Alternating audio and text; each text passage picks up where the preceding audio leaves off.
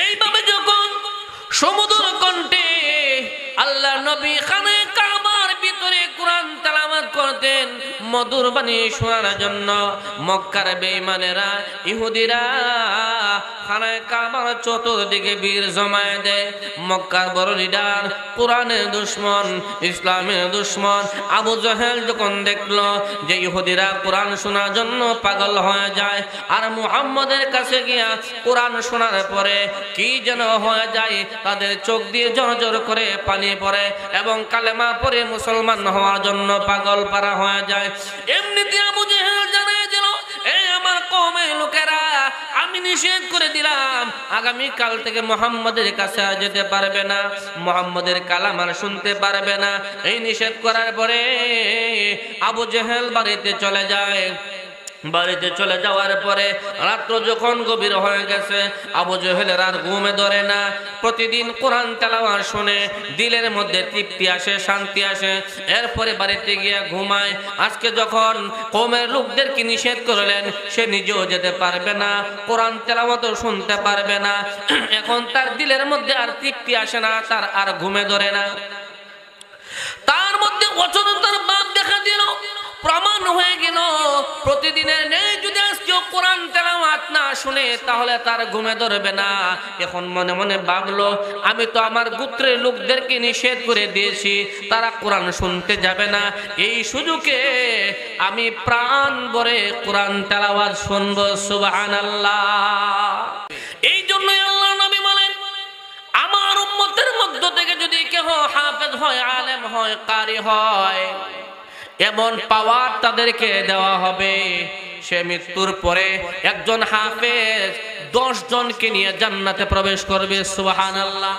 আর একজন আলেম যারা নাকি হালালকে হালাল মেনে আমল করেছে, হারামকে হারাম মেনে হারামকে বর্জন করেছে, কোরআন অনুযায়ী আমল করেছে, জীবন যাপন করেছে, ওই রকম একজন কোরআনের প্রেমিক, কোরআনের পাকি একজন আলেম যদি পৃথিবী থেকে চলে যায়, কাল কিয়ামতের ময়দানে তাকে আল্লাহ রাব্বুল আলামিন একটা স্পেশাল পাওয়ার দিয়ে দিবেন, বলবেন, ও কোরআনওয়ালা, ও কোরআনের আলেম, আজকে তোমাকে এমন পাওয়ার দিয়ে দিলাম যে তোমার ফ্যামিলি থেকে, তোমার বংশ থেকে যতজন তোমার মন চাই পছন্দ হয় ততজন লইয়া তুমি জান্নাতের ভিতরে প্রবেশ করো। নয়, নির্বংশ নয়। আর আমাকে যে তোমরা গালি দিয়েছো, এই গালির পরিবর্তে আল্লাহ রাব্বুল আলামিন আমাকে, আমার বংশধর, আমার উম্মতের এত লম্বা সিরিয়াল করবেন যে হাসরের ময়দানে অন্যান্য নবীগণ আমার উম্মত দেখে তারা আফসোস করবে, আমার উম্মত হওয়ার জন্য আফসোস করবে। এত সংখ্যক উম্মত, রূহানি সন্তান আল্লাহ পাক আমাকে দান করবেন। এখানে শেষ নয়, এবং আল্লাহ বললেন, ওগো নবীজি, এইটা তো আপনাকে আমি দান করলাম, আর আপনি এই সূরা কাউসার খানায় কাবার দেয়ালে লটকায়া দিন। যেই কাফেররা ইহুদি পণ্ডিতরা বলে এটা জাদুর বাণী, এটা মানুষের বাণী, এটা জাদুর মন্ত্র, তারা যেন এটার মোকাবেলা করে। যেই মাত্র সূরা কাউসার খানায় কাবার দেয়ালে লটকায় দেওয়া হলো, মক্কার বড় বড় ইহুদি পণ্ডিতরা, দার্শনিকরা, আলেমরা এটা পড়ে। এই সূরা পড়ার পর এই সূরার শুরুতেও কিছু লাগাইতে পারে না, শেষে কিছু লাগাইতে পারে না, এমনকি এই সূরার মতো, এই আয়াতের মতো একটা আয়াতও তারা তৈরি করতে পারে না। তখন তারা প্রমাণ করে দিল, লাইসা হাযা কালামিল বাশার, এটা মানব রচিত কোনো কালাম নয়, এটা হলো মহান আল্লাহর কালাম। জোরে করুন সুবহানাল্লাহ। তারা দার্শনিকরা প্রমাণ করে দিল, মক্কার বড় বড় ইহুদি আলেমরা প্রমাণ করে দিল, এটা মানব রচিত কোনো কালাম নয়, এটা মহান আল্লাহর কালাম। জোরে কোন সুবহানাল্লাহ।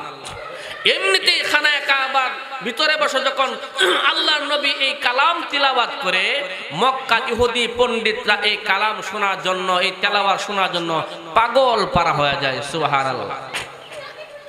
নবীজি যখন তাহাজ্জুদের নামাজের মধ্যে, ফজরের নামাজের মধ্যে সূরা তেলাওয়াত করে, খানায় কাবার চতুর্দিক দিয়ে ইহুদি, নাসারারা, কাফের, খ্রিস্টানরা তেলাওয়াত শোনার জন্য ভিড় জমায়ে দেয়। সুবহানাল্লাহ।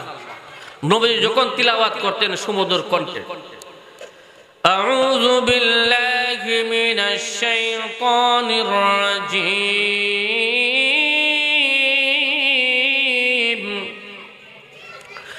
বিসমিল্লাহির রহমানির রহিম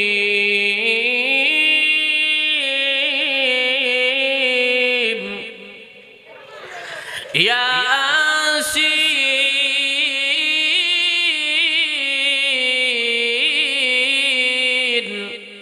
ওয়াল কুরআনিল হাকীম।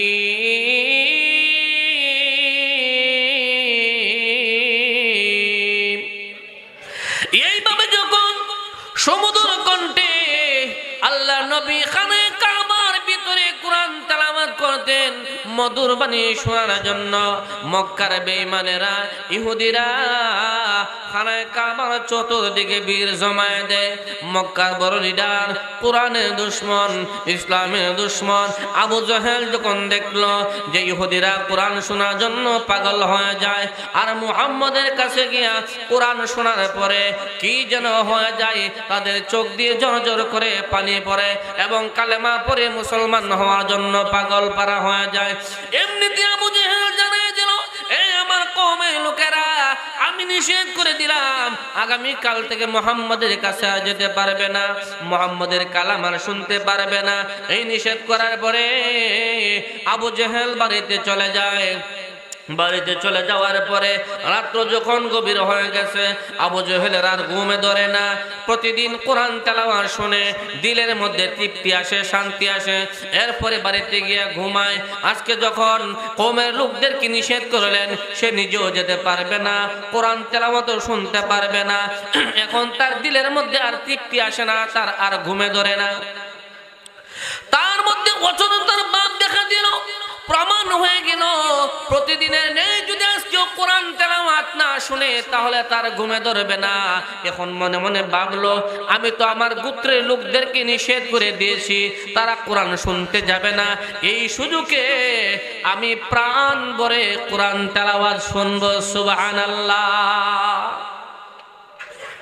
আবু জাহেল মনে মনে ভাবতেছে, আমি তো আমার কওমের লোকদেরকে নিষেধ করে দিলাম, তারা তো যাবেই না, আর এই সুযোগে আমি যাব, গিয়া খানায় কাবার দেয়ালের পাশে দাঁড়াইয়া মুহাম্মদের কণ্ঠের মধুর তেলাওয়াত শুনে আমি আমার দিলকে তৃপ্তি দেব এবং সারা দিন প্রাণ ভরে ঘুমাইব। সুবহানাল্লাহ ওয়া বিহামদিহি। তাহলে বোঝা গেল কোরআন এমন একটা মধুর বাণী, এমন একটা মজার বাণী যেটা নাকি ইহুদিরা শোনার জন্য, বেঈমানরা শোনার জন্য পাগল পারা হয়ে যেত, আর শোনার পরে কালেমা পরে মুসলমান হয়ে যেত। এটা হলো কোরআনের একটা মুজিজা, যে এই কোরআন যদি কারো কাছে তিলাওয়াত করা হয় তাহলে তার ঈমান তাজা হয়। সুবহানাল্লাহ। আল্লাহ পাক এক আয়াতের ভিতরে বলতেছে, ওয়া ইযা তুলিয়াত আলাইহিম আয়াতুহু যাদাতুহুম ঈমানা ওয়া আলা রাব্বিহিম ইয়াতাওয়াক্কালুন।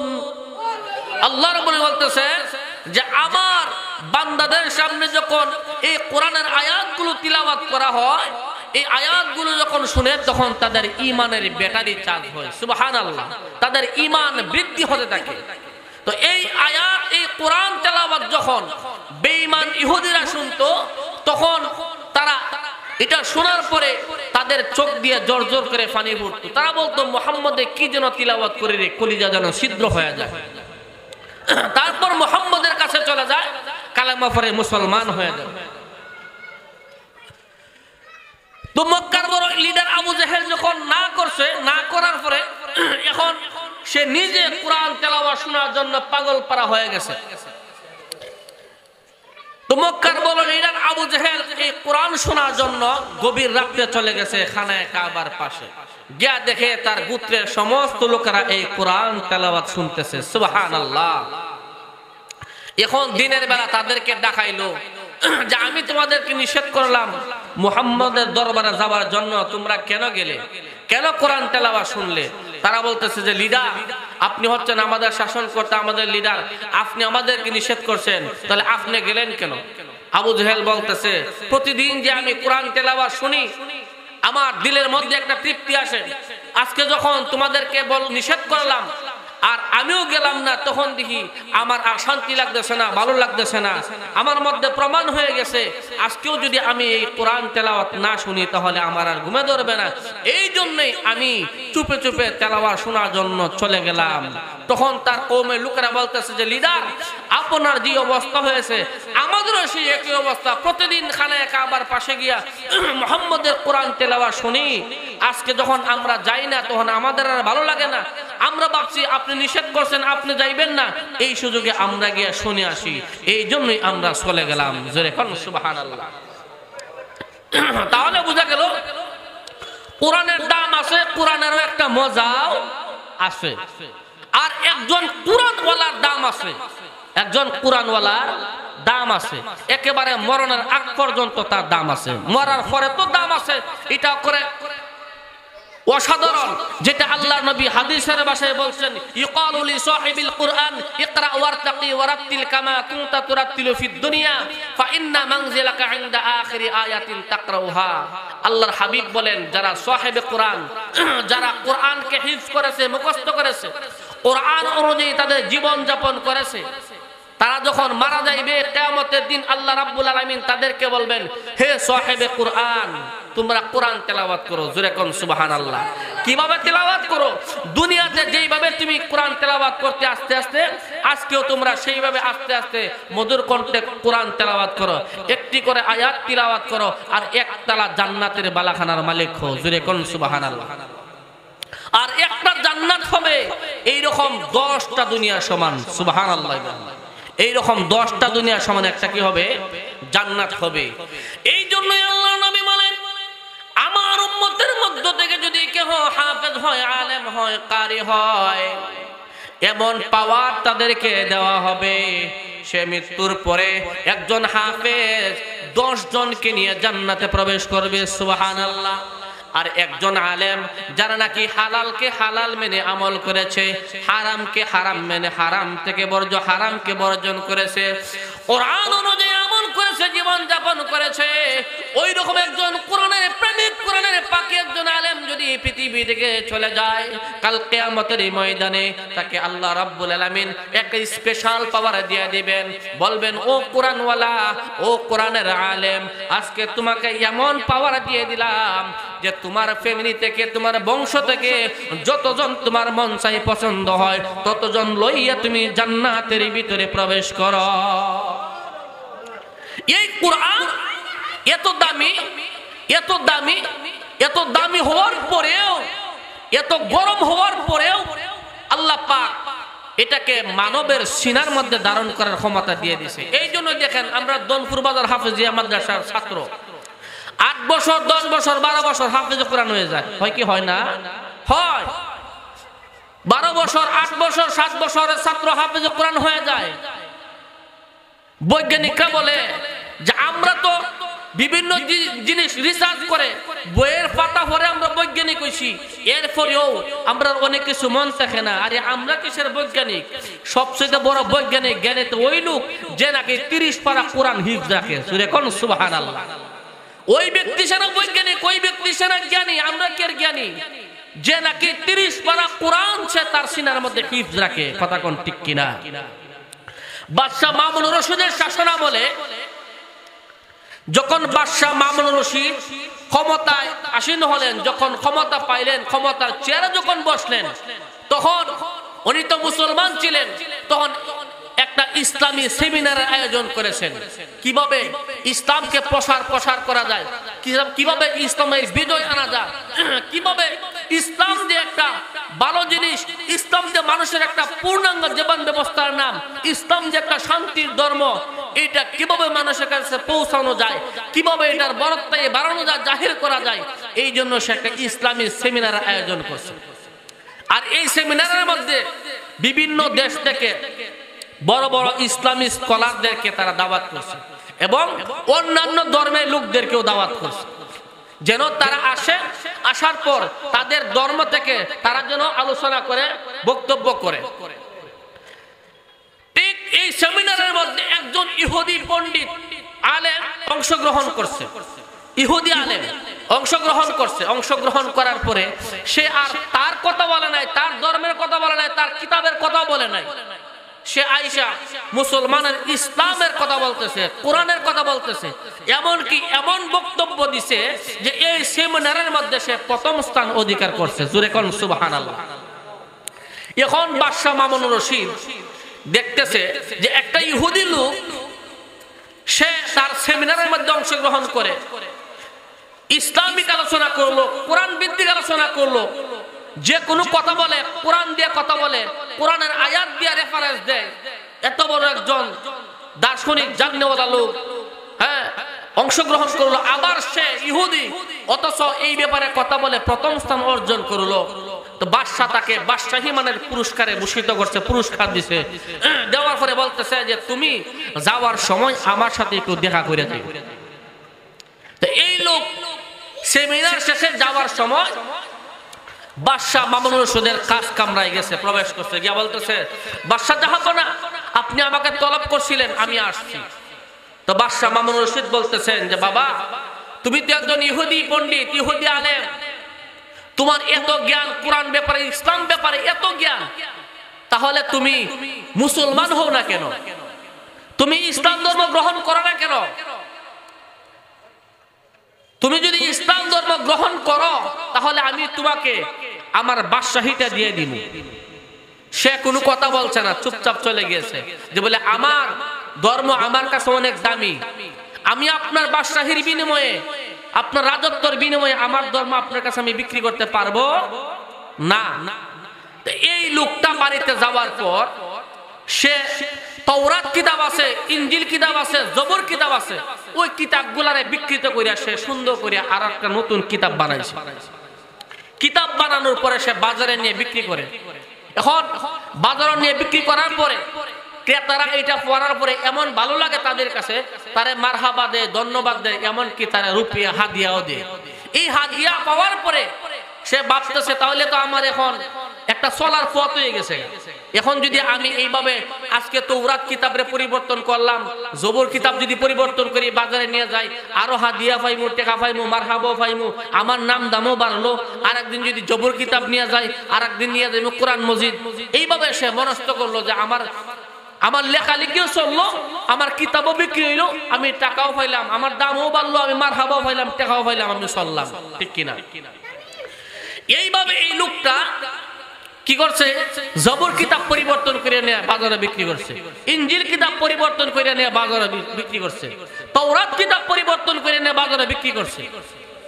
শ্রোতারা পরে আর তাকে মারহাবা জানায়, ধন্যবাদ জানায়, খুব ভালো লাগছে তাদের কাছে, খুব ভালো লাগছে, এবং তারা টাকা দেয়। এক পর্যায়ে এই লোকটা কোরআন শরীফ হাতে নিছে, যে আজকে কোরআন শরীফটারে আমি আমার মনের মতো করে সাজাইয়া লেখিয়া এরপরে বাজারে নিয়ে যাব। এখন সে তার মনের মতো করে কোরআন শরীফ লিখতেছে। কিভাবে? যে এই কোরআন শেষে পড়া তো জ্ঞানী, এই কোরআনের ব্যাখ্যা, বিশ্লেষণ, তাফসীরের সবকিছুর জ্ঞান তার রয়েছে। এখন এই কোরআন তেলাওয়াত করে যেখানে জিহাদের আয়াত আছে এটা বাদ দিয়ে দেয়, যেখানে তার কাছে একটু বেজাল মনে হয় এই জায়গাটা সে বাদ দিয়ে দেয়। দিয়া কিছু বাদ দিয়ে কিছু লইয়া এই কোরআন শরীফটারে আবার নতুন করে বানাইয়া সে বাজারে নিয়ে গেছে। বাজারে নিয়ে যাওয়ার পরে যখন শ্রোতারা হাতে নিছে, যখন এই কালাম তিলাওয়াত করতেছে, দেখে আয়াত নাই, মাঝে মধ্যে আয়াত চুরি হয়ে গেছে, মাঝে মধ্যে আয়াত বিকৃত হয়ে গেছে, মাঝে মধ্যে ভুল লেখছে, সঙ্গে সঙ্গে অন্যান্য কিতাব পড়ে তারে মারহাবা জানাইছে, ধন্যবাদ জানাইছে, তাকে টাকা হাদিয়া দিছে। কিন্তু কোরআন শরীফের বেলায় যখন এইরকম করছে, সঙ্গে সঙ্গে শ্রোতারা এটা দেখার পরে তাদের পা থেকে জুতা খুলে তারে মারতে শুরু করছে, এমন ভাবে জুতা মারতে শুরু করছে। আর সে একজন দামি লোক, জ্ঞানী লোক, একজন দার্শনিক, বৈজ্ঞানিক, একজন পণ্ডিত, যাকে মহাপণ্ডিত বলা হয়। কোরআনের ব্যাপারে তার কোনো জ্ঞানেরই বাকি নাই। সে এই জুতার বাড়ি খাইতেছে, জুতার ইডা খাইতেছে, বাড়ি খাইতেছে, গালি শুনতেছে, আর মনে মনে ভাবতেছে তাওরাত পরিবর্তন করলাম, কেউ আমাকে আঘাত করলো না, টাকা দিল, মারহাবা দিল। জবর পরিবর্তন করলাম, কেউ আমাকে আঘাত করলো না, টাকা দিল, মারহাবা দিল। ইনজিল পরিবর্তন করলাম, কেউ আমাকে আঘাত করলো না, টাকা দিল, মারহাবা দিল। আর কোরআনটা পরিবর্তন করতে না করতেই, বাজারে নিয়ে আসতে না আসতেই আমার উপরে ঝাড়ু পড়তেছে, জুতা পড়তেছে। না না না, তাহলে বোঝা গেল তাওরাত বাতিল হয়ে গেছে, ইনজিল বাতিল হয়ে গেছে, জবুর বাতিল হয়ে গেছে, কোরআন বাতিল হয় নাই, হবেও না। কোরআন হলো সত্য কিতাব। সুতরাং এই কোরআনের ব্যাপারে হাত দেওয়ার মতো শক্তি সাহস আমার হয় নাই। সুবহানাল্লাহ। তখন সে সিদ্ধান্ত নিছে যে তৌরাত জবর ইনজিলের জন্য আমি কথা শুনলাম না, মার খাইলাম না, আজকে যখন কোরআনের জন্য মার খাইলাম তাহলে বোঝা গেল কোরআনটা সত্য কিতাব। সুতরাং আর একটা সেকেন্ড আমি দেরি করতাম না, আজকে থেকে এই কোরআনটাকে আমার গলার মালা বানায় নিলাম। জোরে করব সুবহানাল্লাহ। সঙ্গে সঙ্গে এই লোকটা মুসলমান হয়ে গেছে। আল্লাহ রাব্বুল আলামিন আমাদেরকে এই কথাগুলোর উপর